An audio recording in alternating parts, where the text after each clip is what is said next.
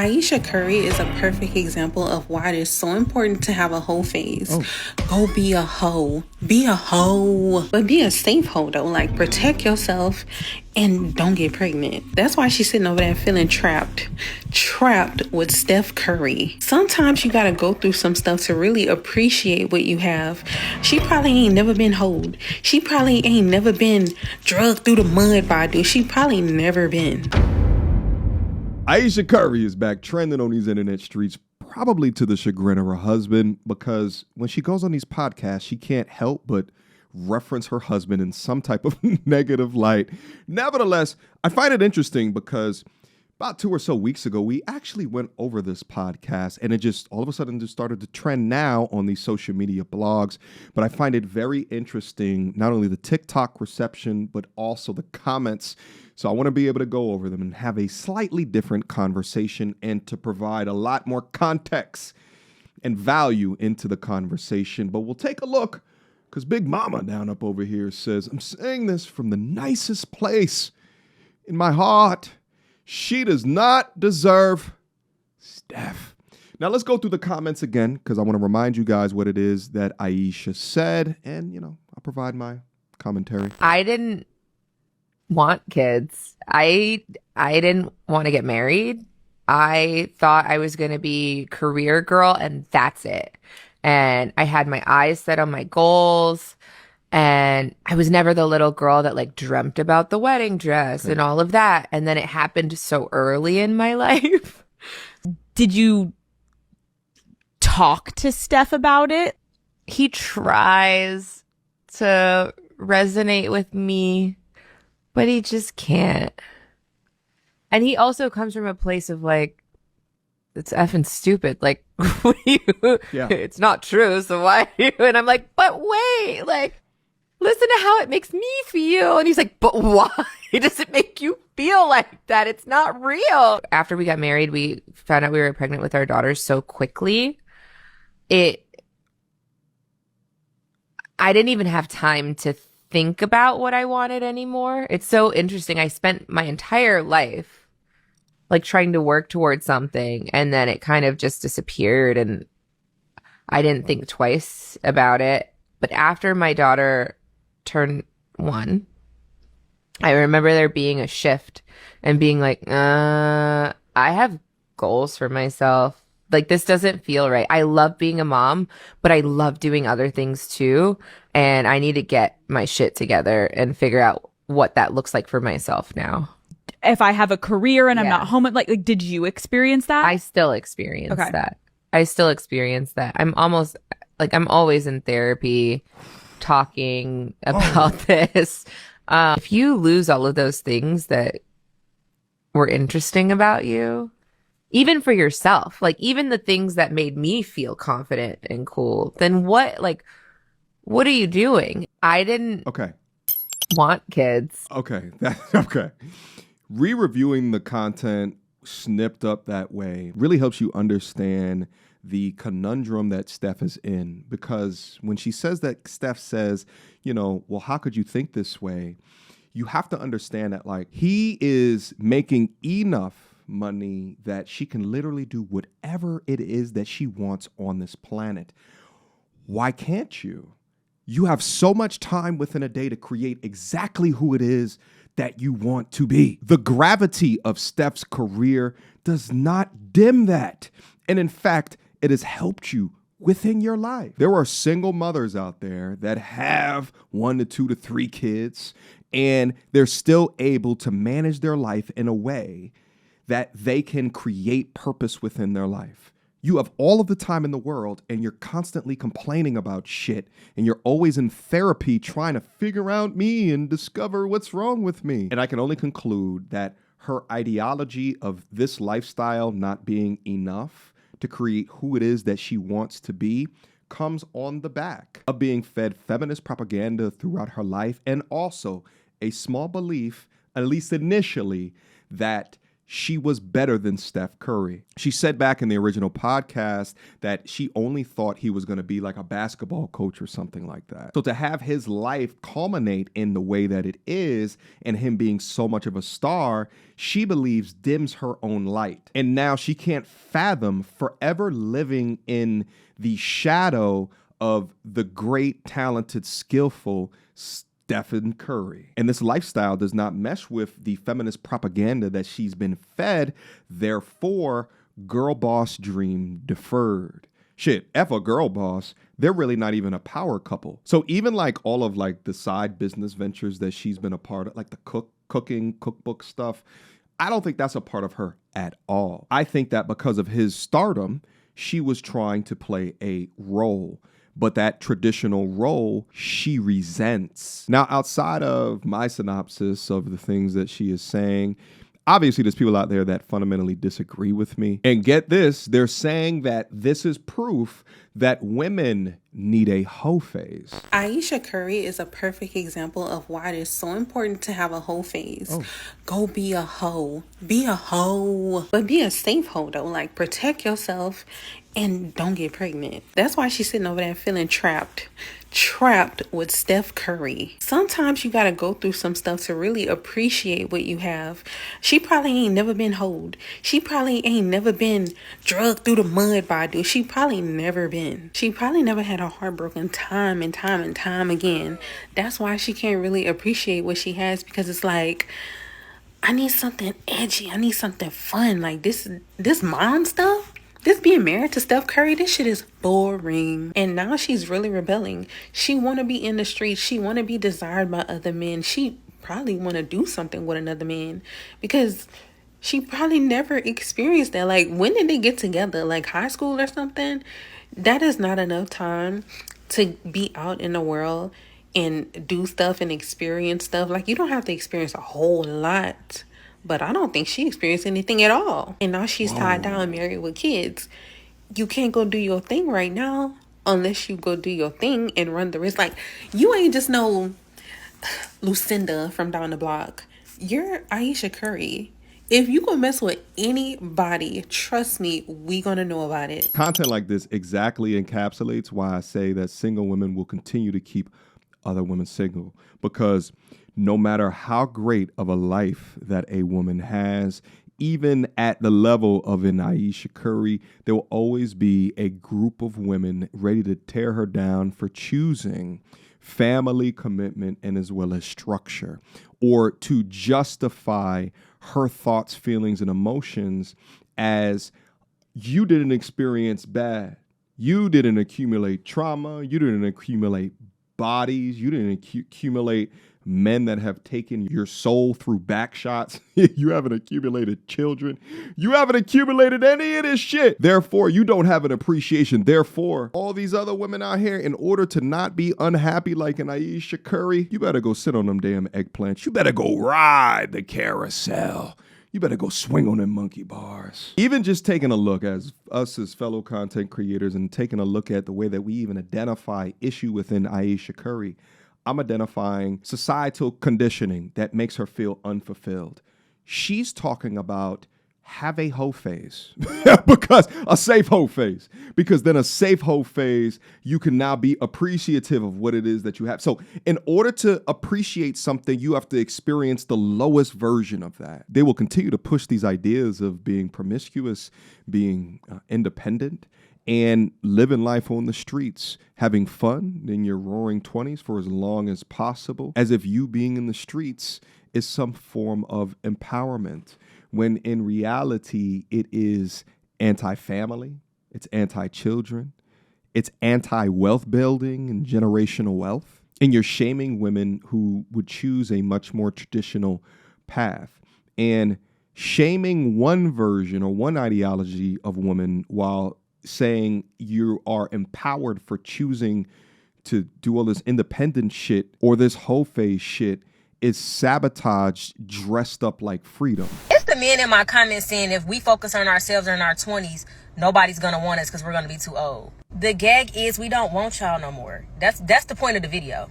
That old school saying applied when y'all were providers, okay? We were taught at a young age to secure a family and a husband for stability only. Please don't think women's primary goal is to have a man and have a family. That is back in the day when you guys were head of household. However, now we are head of household. And to be honest, y'all not too fun to be around. Y'all not that cute or aesthetically pleasing.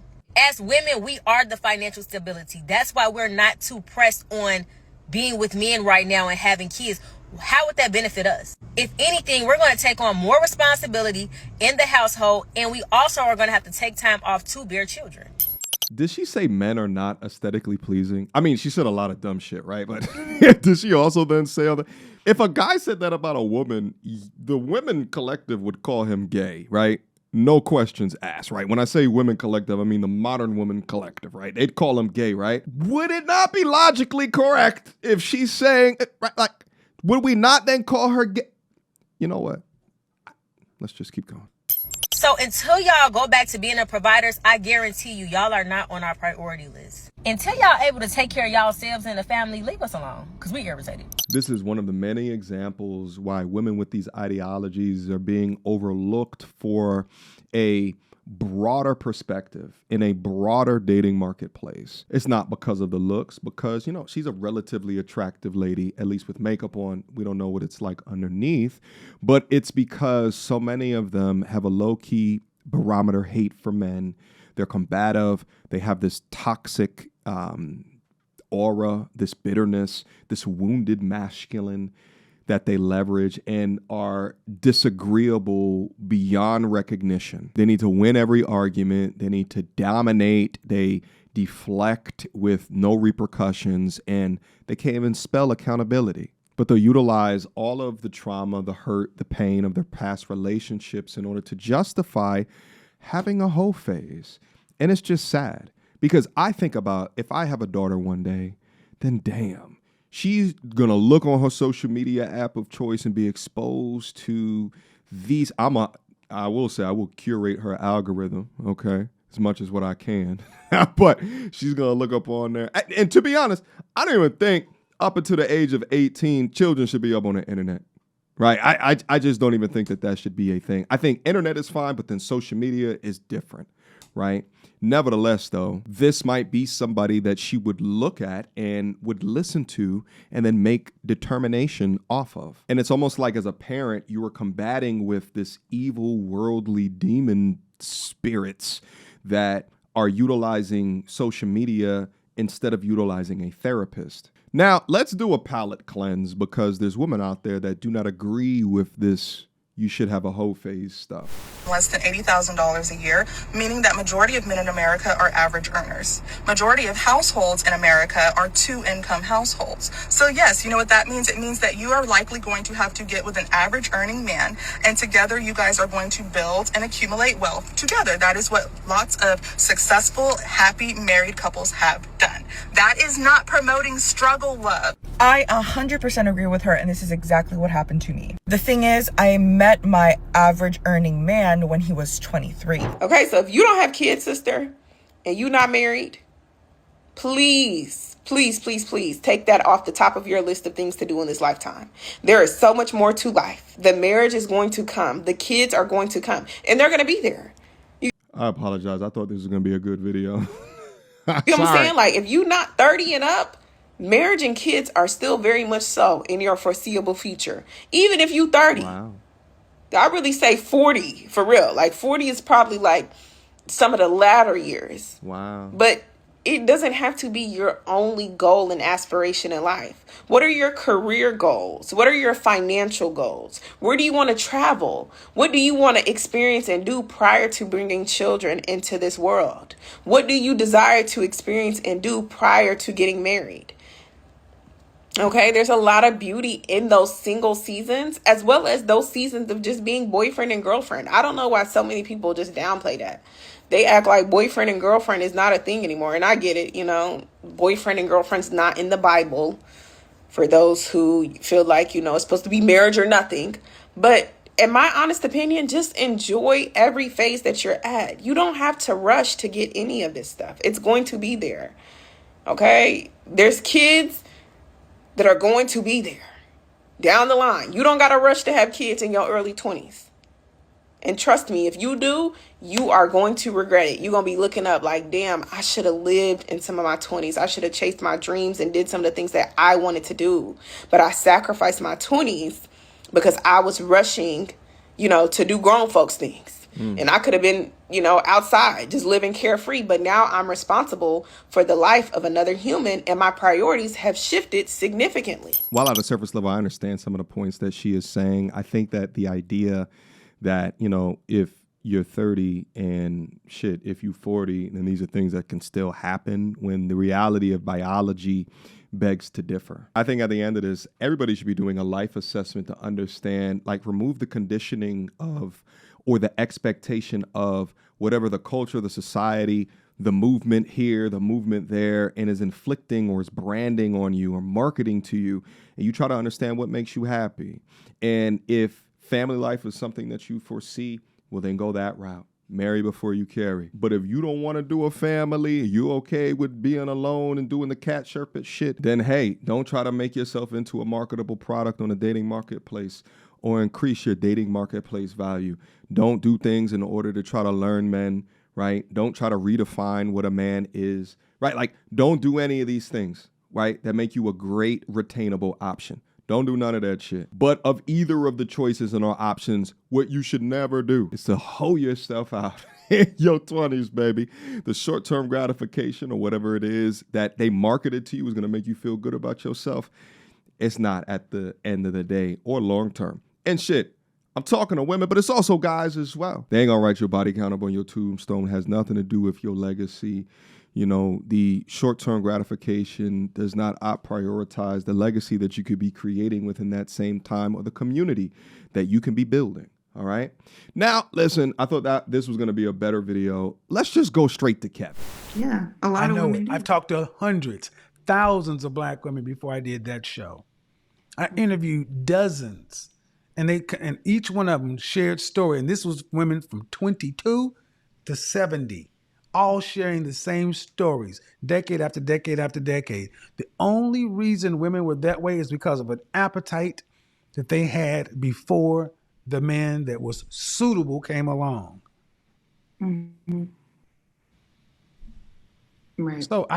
So if women find themselves to be wrecking their own homes because they are been imprinted sexually by another man and they continue to keep looking for that same sex, you shouldn't have had it in the first place.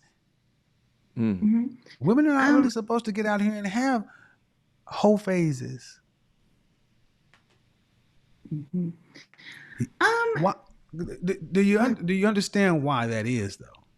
I do understand why that is. And biochemically, women bond differently. Yes. Yeah. That's very true. And even the statistics show that as body count increases, incidence of divorce went up. Okay. It's kind of like, nowadays we have so much option and access to different things versus, 100 or so years ago, like before flight was created, right? Think about the type of access that you would have to people within your general vicinity, right? It hasn't been that long, and our biology has not caught up to the technology. So when you're presented with all of these options, if you messing with, 10 different dudes and 10 different length times width times height when it comes to the eggplant sides, or different hip thrust and deadlift strength and pull-up strength, right? Like, you're going to find a guy that meets all of this goddamn criteria into the future, right? But he may miss the stroke game, and you just can't because you've experienced all of this other shit into the past, right? And then we have these conversations. We see them up online, like, the size matter, like, more about the motion in the ocean, like all these different things. And it's just like, when it comes to family building and community building, it should be more, or mate selection, it should be more on the content of his character, his morality, his integrity, his masculinity, just to name a few. True, and you pick up more damage along the way. So there is more baggage. I have yet to have a woman truly articulate the value a woman can get from learning from other men through our quote unquote high value guy. Mm-hmm. The thing that always comes to my mind, though, is that maybe this is anecdotal, but a lot of the men that I have talked to don't necessarily want virgins. I feel like modern men don't want virgins. There was, I don't know if you have heard of the show Married at First. I said close to. Yeah. Mm-hmm. And that's the thing. Would a man prefer, like, let's take it out of that virgin conversation. Would a man prefer a virgin or a slut? Like, of the two, dudes would prefer masculine dudes. I don't know about these feminine dudes out there. Y'all already know I don't speak for them on this channel. But a masculine dude would prefer a virgin over a slut 10 over 10 times. All right, guys. Shout out to you if you are still here with me within the content. Damn, I had some fun here today. Guys, drop me a comment down below whether or not you agree with me, you disagree with me, right? Do you think that the way that I surmised the Ayesha Curry comments on the podcast, do you think that I'm accurate? Do you think that I'm inaccurate? And then also, what did you think about the different clips that I showed in front of you in regards to having hoe phases and then pushing off, you know, child rearing or family building or even marriage to, you know, your 30s, if not your 40s. What do you think of the last clip from Kevin? I just want to hear it all. I want to hear your thoughts down below. These are one of these conversations that I often think about going up live so we can have a discussion, perhaps a call-in discussion, so we can continue on diving deeper into these very important topics. All right? Leave me a comment down below. Let's get active. All right? Until next time, YouTube. Peace. Oh, man, yo, if only Kevin Samuels was alive to see this. Perfect. The prettiest women do the ugliest things. Already know what time it is. It is time to get active. Gotta subscribe, it's MTR. Hit the like, leave a comment, it's free of charge. Get active, no acting, we men at large. Without further ado, let's set it off.